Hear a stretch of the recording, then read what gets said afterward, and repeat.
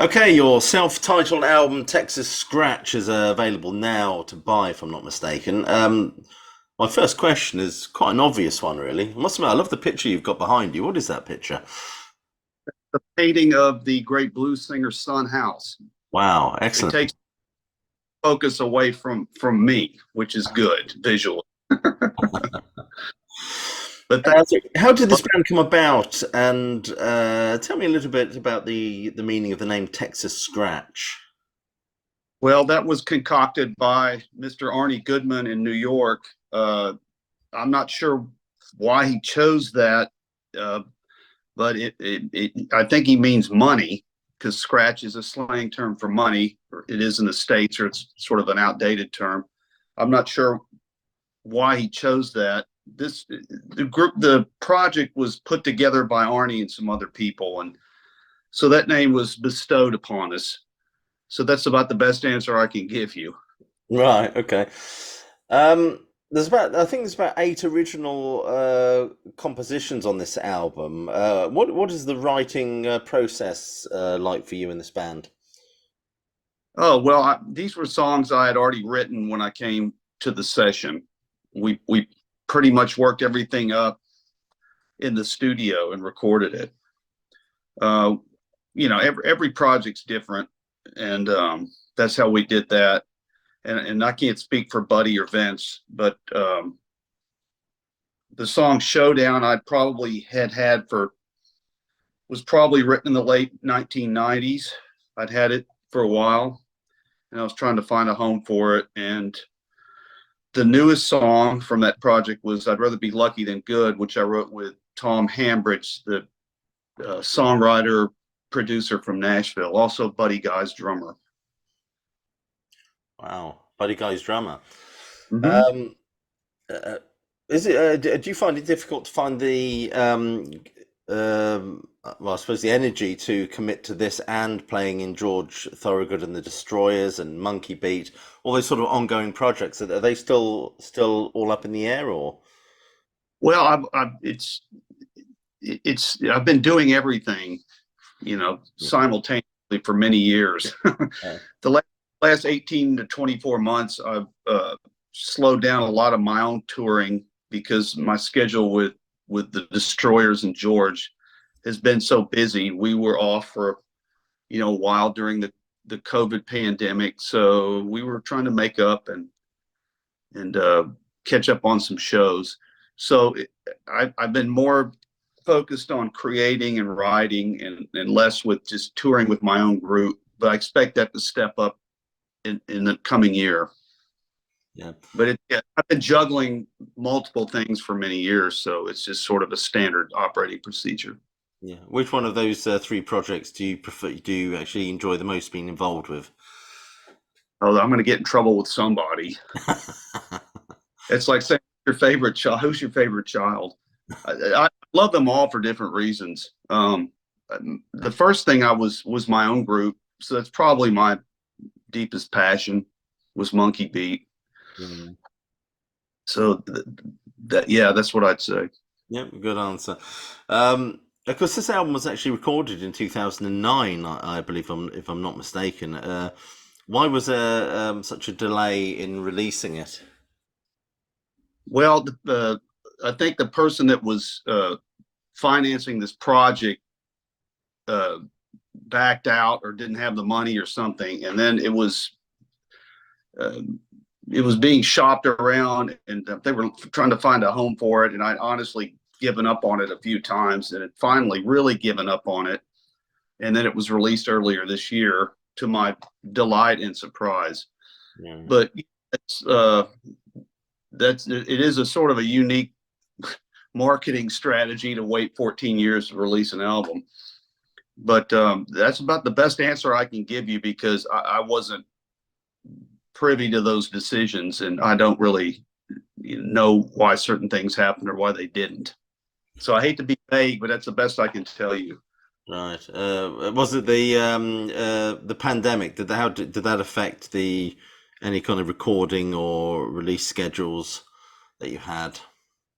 Not for me personally. It just allowed me to recharge and rest, and try to rejuvenate after many years of doing tours and albums and going through personal things like Mhm. divorces and the death of my daughter in 2002. It was a good chance for me to stop and just breathe and regroup. So I tried to find something positive in the inactivity. Yeah, there's a lot of artists put out albums rather than just sitting on their over sanitized hands. They were just actually making some. McCartney, I think, put out a lockdown album. Roger Mm-hmm. Waters from Pink Floyd, the Foo Fighters. I think in years to come, there'll be this whole subgenre, lockdown albums that people will study. But Yeah. no, it's interesting. There's quite a few albums that people have just sat on and then released later. Mm-hmm. But I suppose, yeah, using COVID to, a bit of for I don't know, sort of personal reflection is a good way of doing it, really. Yeah. Um, you worked with Ben Elliott. He was the producer, I believe, on this album. Is that correct? Ben Elliott? Elliott? Yes, that's correct. What was he like to work with? A gentleman and a gentleman, very soft spoken, a kind disposition. Hmm. Um, I just really liked him. Just somebody you meet and you feel like you'd been their friend already, but you just met them. I mean, I'm sure you've experienced that. Yeah, Um, you aware that Ben passed away I am. Yeah, not yeah, in the last year? Yeah, yeah, yeah. but yeah, I got a lot of respect and love for Ben. He was a gentle soul. I miss him. Yeah. Certainly from the sound of the album, he seems to have. I think he sounded like he had a wonderful ear for music as well, or for producing and things like that. But also, I mean, probably a silly question is what is a trip hammer exactly? I just like the way it sounded. I just like the way sometimes songs are narrative, sometimes they're just collages of sounds and Mhm. in words and consonants and vowels, and I just like the way it sounded. It was one of those songs. Oh, okay. Bob Dylan was like that. Apparently, he was always throwing words together because he just liked the way they sounded as well, which is interesting. What was it like? I mean, what's some of the artists you've worked with over the years? I mean, I knew you worked with Trampled Underfoot, but what's been your most rewarding, um, artist you've worked with? In terms of, I mean, I've toured with a lot of people, and I've recorded with some different people you might know. I mean, the touring thing.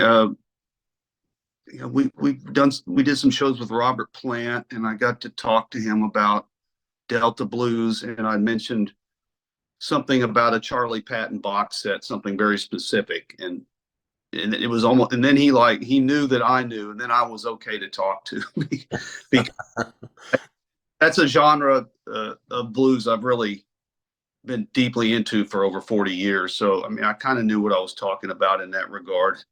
Hmm. So that was gratifying. I think you know we did some stuff with ACDC, and those guys couldn't have been nicer to us.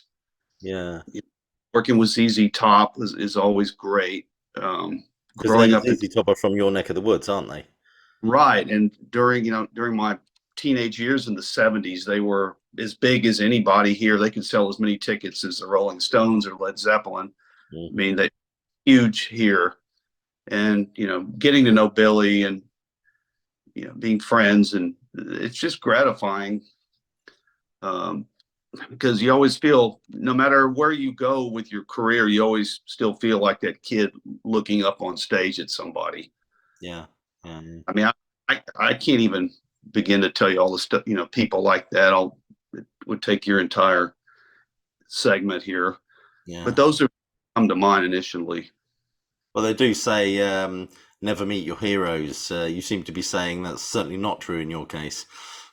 Been lucky, but I try to be very polite and deferential Uh-huh. um, to them, and not crowd them, and not be obnoxious, just to be pleasant and polite. Yeah, absolutely. I mean, you mentioned ZZ Top and bands like that, but who are your biggest musical influences? Uh, Billy Gibbons would be one. And initially, the Beatles were really made me aware of the world outside, the little world I was in as a child. And then as I got older, playing guitar, it was bands like the Rolling Stones and the Allman Brothers, and ZZ Top, and I liked Leonard Skinner, the old Bon Scott era AC/DC. I mean, whatever was on the radio, I liked most of it. Pink Floyd, uh, and I've gotten, I didn't really wasn't really hip to Peter Green when I was young, but I thank goodness I got wise to that.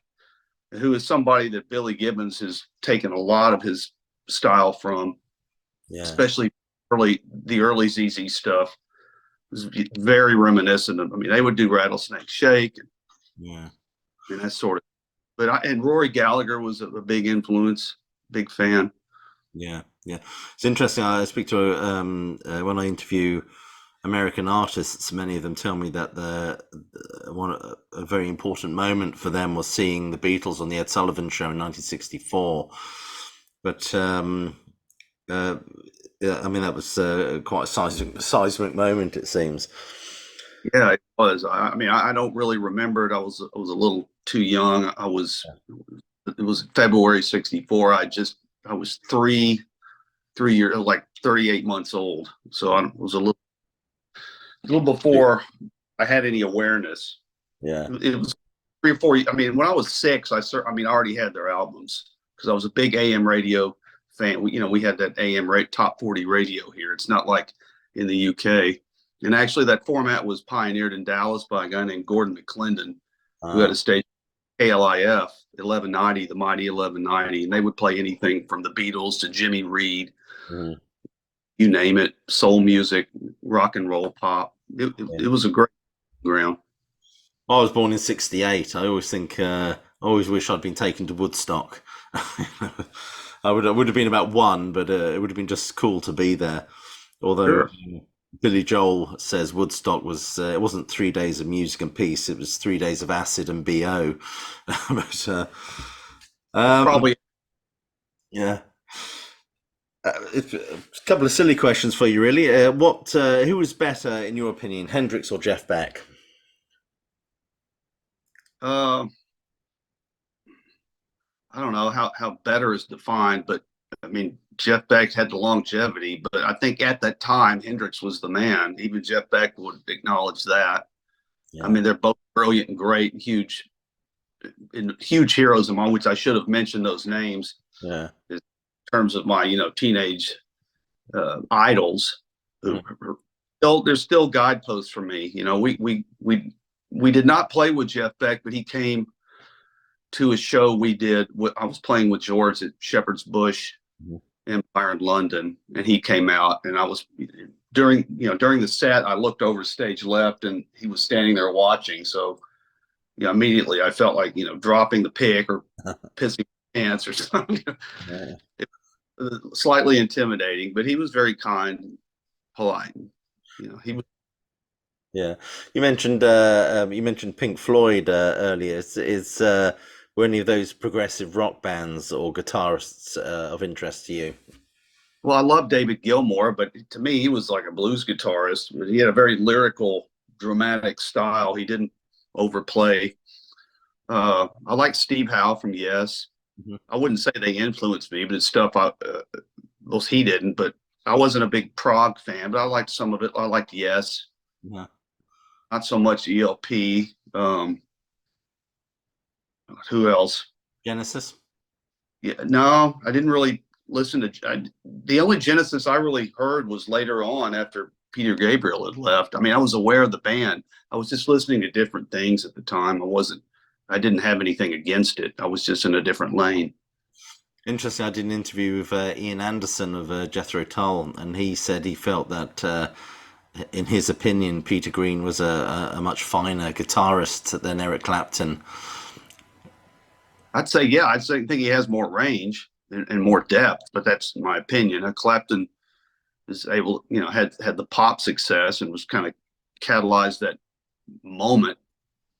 It probably, Peter Green obviously had his own troubles and issues, with the drug use and some difficulties, mental illnesses and whatnot. Yeah, But yeah, playing, yeah, I would rather listen to Fleetwood Mac live at the Boston Tea Party. yeah. That's my favorite Fleetwood Mac album, that double live album. I think Yeah, it's from 19. yeah, something like that. Your plans with this music, are you planning to tour it or anything? Do you ever play any European dates? Well, we'd like to. I think we're going to be looking at next year. I think I was waiting to see how a lot of my George Thorogood schedule planned out before I tried to book any engagements or anything. Mhm. Uh, yeah, well, I think I would foresee that in the coming year. Yeah. What's your opinion on the music being streamed these days? Because Roger Daltrey, in his autobiography, says the streaming of music is nothing more than a type of theft. I wonder if you'd agree with that. Uh, I suppose so. I think the only reason it's such an issue is because so many people are losing income from it. I don't know. I mean, music's just so undervalued these days. Everybody expects it for free.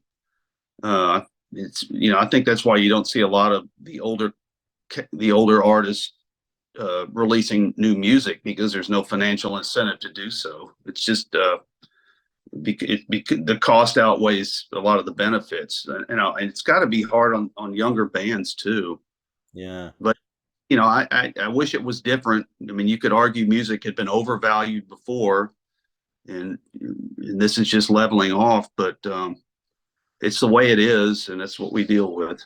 It seems that music is almost free these days. So I think bands have to make their money either touring and selling merchandise and bar receipts and things like that. It seems doesn't seem quite right somehow, to be honest with you. Free. But yeah, I don't know. I've got one last question for you. As somebody who's obviously influenced by the blues, I'm kind of curious as who would you rather listen to, Stevie Ray Vaughan or Jeff Healey? Stevie Ray Vaughan. I mean, he grew up like less than 10 miles from here, and I'd met him a few times. He's a homeboy, as they would say here.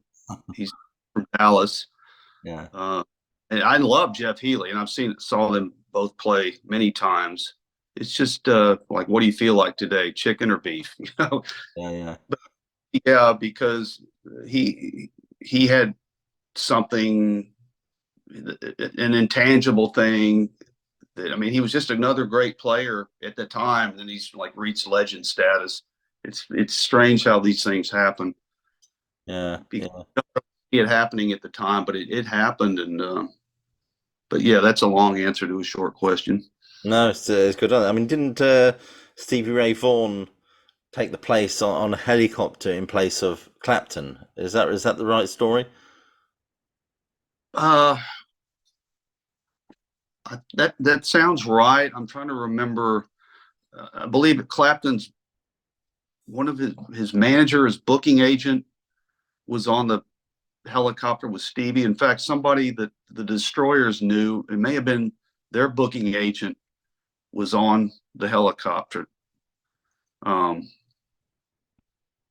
yeah, I don't remember specifically, but that sounds right. Yeah, something like that. So anyway, I'll just plug the album again. Your self-titled album, Texas Scratch, is available now to buy. There it is. Brilliant. Yeah, I will put a visual. I will put a purchasing link just below this video. Is there a specific purchasing link you'd like me to use? Amazon, or is there one where you get paid a bit more? Or No, I'm any platform that you can find would be good. And Barry, I'd like to add, I have a single out that came out earlier this year, and it's called "Get Your Head Right." It's oh a wow, Jim Suhler Monkey Beat uh-huh. single, and you can purchase that on my website, jimsuhler.com, JIMSUHLER.com, and I'll have Well, more about Texas Scratch on that website as well. okay, that's the link I will find and put beneath this video, so that way you can find the link to Texas Scratch and your single. Um, anyway, thank you so much for taking a few moments to speak to me. I wish you every luck with this project. I hope you sell loads and loads of copies, and maybe maybe we'll even see you in the UK in the near future. If I come over there, reach out to me, and I'd love to meet you. And I thank you for having me on your podcast, Barry. Nice to meet you. It's my pleasure. Thank you very much. Bye-bye.